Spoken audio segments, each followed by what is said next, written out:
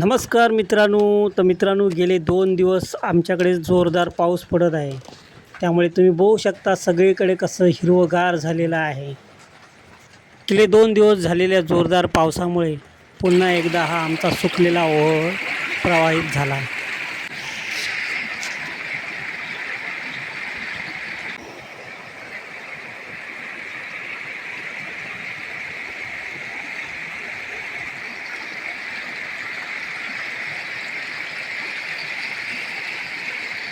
आणि मित्रांनो, हे बघा, ओहोळाच्या कडेला मस्तपैकी टायकळाची भाजी उगवलेली आहे. तर मित्रांनो, ही तुम्ही पाहू शकता मस्तपैकी टायकळाची भाजी उगवलेली आहे. पावसाळ्यात सगळीकडे उगवणारी ही लोकप्रिय अशी रानभाजी आहे. खूप पौष्टिक आहे, चवीला थोडीशी कडसर लागते, परंतु खूप चविष्ट आहे. आणि मित्रांनो, या भाजीला ग्रामीण भागात मोठ्या प्रमाणात मागणी आहे. ग्रामीण भागातील लोकांच्या आवडीची एक रानभाजी आहे.